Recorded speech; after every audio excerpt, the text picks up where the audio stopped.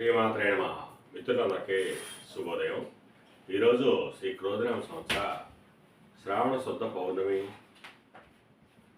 సోమవారం. ఈరోజు శ్రవణ నక్షత్రం ఉదయం 9:04 వరకు ఉంది. తదుపరి ధనిష్ట. ఈరోజు ఆగస్టు 19, 2024 తేదీ సోమవారం. ఈరోజు దుర్ముహూర్తం మధ్యాహ్నం 12:52 దాకా అయితే 2:23 వరకు ఉంది. మరలా తిరిగి దుర్ముహూర్తం మధ్యాహ్నం 12:29 దాకా అయితే 1:20 వరకు ఉంది.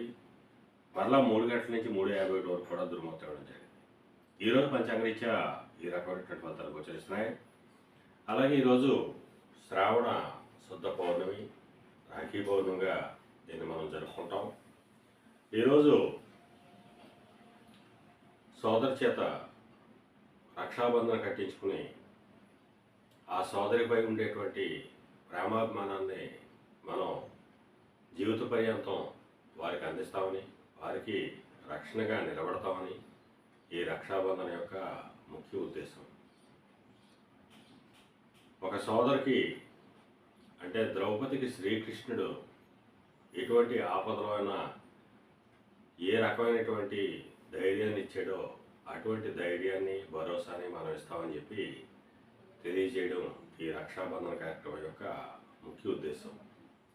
అంటే జీవిత పర్యంతం కంటికి రెప్పలా ఆ సోదరిని మనం కాపాడుతామని చెప్పి మనం వాగ్దానం చేయడం అనేటువంటిది ఈ పండుగ యొక్క ముఖ్య ఉద్దేశం. అందువల్ల మన మిత్రులందరికీ కూడా రాఖీ శుభాకాంక్షలు. నా యూట్యూబ్ ఛానల్లో ఉన్నటువంటి సోదరీమణులందరికీ కూడా రాఖీ శుభాకాంక్షలు. అలాగే ఈరోజు పౌర్ణమి, సోమవారం, శ్రవణ నక్షత్రం.